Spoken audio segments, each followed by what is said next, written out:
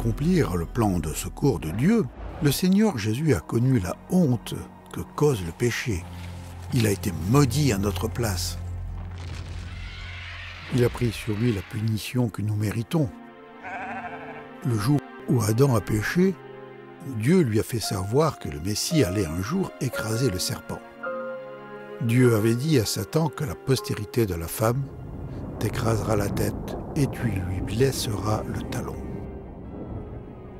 Cette mystérieuse prophétie ancienne affirmant que Satan frapperait le Sauveur au talon prédisait la honte et la douleur que l'agneau de Dieu allait souffrir sur la croix lorsqu'il serait blessé par nos péchés.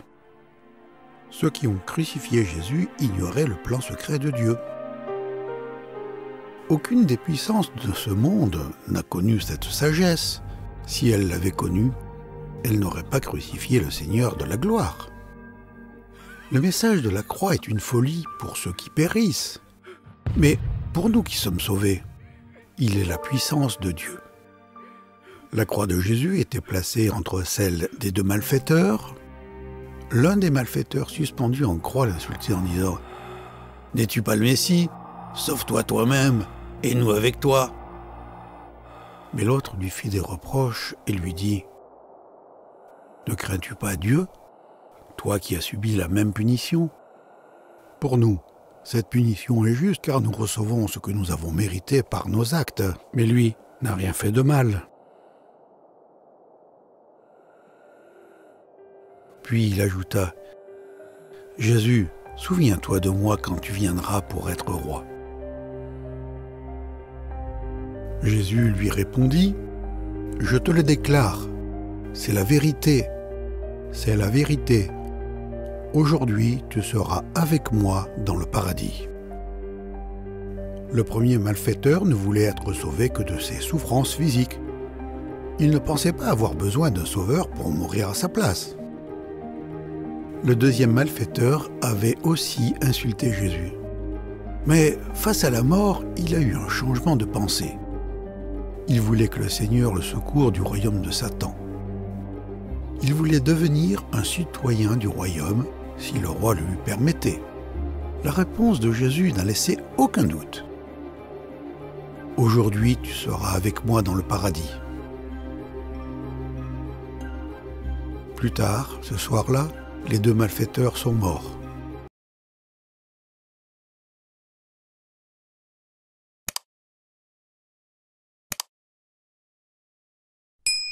L'un n'a pas mis sa confiance dans le roi sauveur, l'autre, si.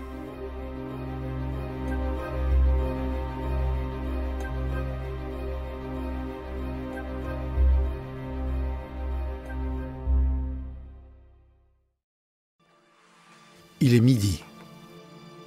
Cela fait 3 heures que Jésus est sur la croix. De sombres nuages se forment. Le jour devient comme la nuit. Les témoins terrifiés se dispersent. Un silence inquiétant envahit la colline.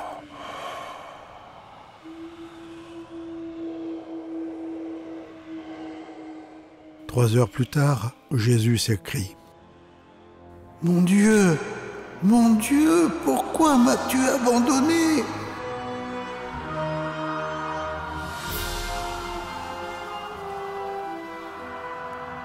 Sur l'autel de la croix, l'Éternel Fils de Dieu a ressenti l'horreur d'être séparé de Dieu au ciel.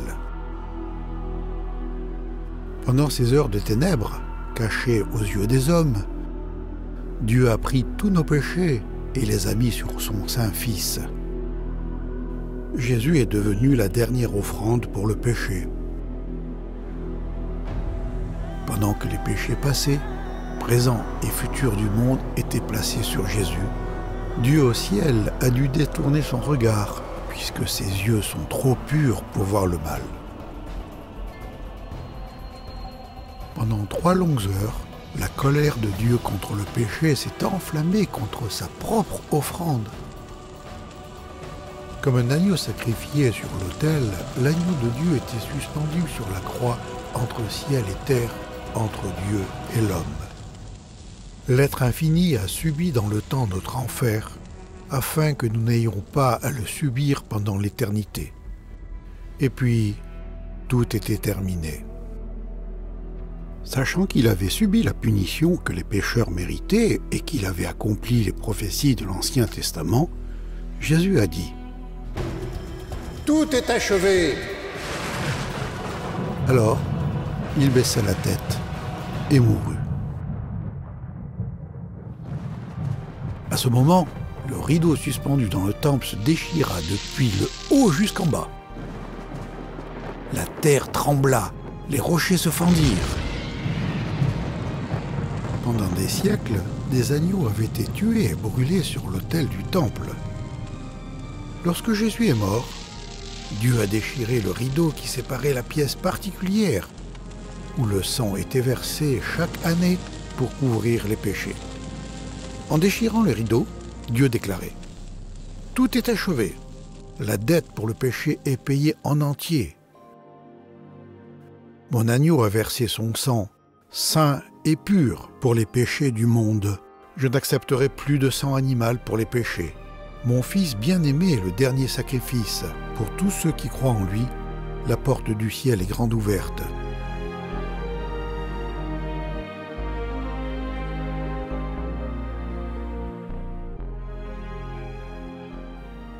« 700 ans auparavant, le prophète Ésaïe avait écrit « Il était blessé pour nos péchés, brisé pour nos iniquités.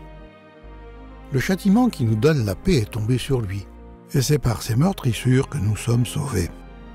Nous sommes tous errants comme des brebis. Chacun suivait sa voie. Et l'Éternel a fait retomber sur lui l'iniquité de nous tous.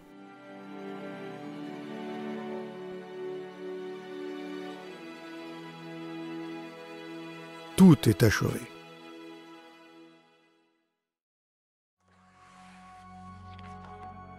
Jésus de Nazareth était mort. Pour s'en assurer, un soldat avait percé son côté avec une lance. Du sang et de l'eau étaient sortis. Les exploits des disciples étaient aussi morts. Croyant que Jésus aurait dû écraser les Romains et établir son royaume sur terre, les disciples n'avaient pas encore compris sa promesse qu'il reviendrait à la vie le 3e jour. Les corps des victimes crucifiées étaient habituellement jetés dans un lieu de déchets en dehors de la ville ou dans une fosse commune. Cela n'a pas été le cas pour le corps de Jésus. 700 ans plus tôt, le prophète Ésaïe avait écrit « On a mis son sépulcre parmi les méchants, son tombeau avec le riche. » Dieu avait prévu que son fils serait enterré dans une sépulture d'honneur. Quand le soir fut venu, un homme riche, qui était d'Arimathée, arriva. Il s'appelait Joseph et était lui aussi disciple de Jésus. Il alla trouver Pilate et lui demanda le corps de Jésus. Alors Pilate ordonna de le remettre à Joseph. Avant la mort de Jésus, Joseph d'Arimathée et son ami Nicodème avaient été, en secret, des disciples de Jésus le Messie. Ils craignaient les chefs religieux, mais après avoir vu Jésus souffrir sur la croix, ils n'avaient plus peur.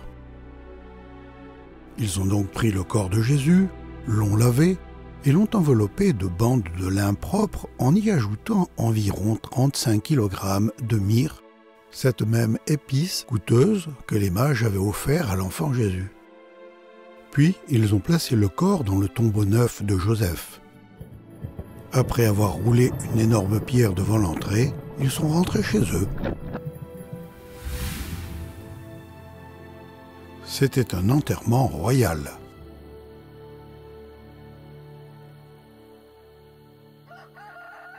Le lendemain matin, les chefs religieux sont allés voir Pilate. « Excellence, nous nous souvenons que cet imposteur, quand il était encore vivant, a dit « Au bout de 3 jours, je reviendrai de la mort à la vie. Veuillez donc ordonner que le tombeau soit gardé jusqu'au 3e jour. Sinon, ses disciples pourraient venir voler le corps et diraient ensuite au peuple « Il est revenu d'entre les morts. Cette dernière imposture serait encore pire que la première. » Pilate leur dit « Voici des soldats pour monter la garde. Allez et faites surveiller le tombeau comme vous le jugez bon. Ils allèrent donc organiser la surveillance du tombeau. Ils scellèrent la pierre qui le fermait et placèrent des gardes. Pendant ce temps, qu'est-il arrivé au corps de Jésus à l'intérieur du tombeau? Rien.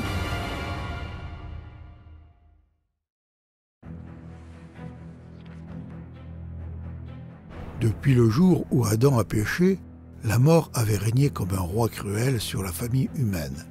Si Jésus avait commis un seul péché, la mort aurait fait que son corps commence à se décomposer, à sentir et à se changer lentement en poussière. Mais 1000 ans auparavant, le prophète David avait écrit « Tu ne permettras pas que ton bien-aimé voie la corruption ».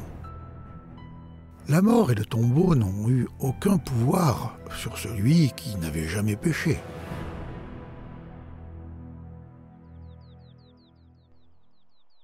Le 3e jour, après la mort et l'enterrement de Jésus, tôt le dimanche matin, plusieurs femmes se sont rendues au tombeau pour lui rendre hommage. Tout à coup, il y a eu un grand tremblement de terre lorsqu'un ange est descendu du ciel, a roulé la pierre et s'est assis dessus. Les soldats se sont évanouis, mais l'ange a dit aux femmes « N'ayez pas peur, je sais que vous cherchez Jésus, celui qu'on a cloué. Il n'est pas ici.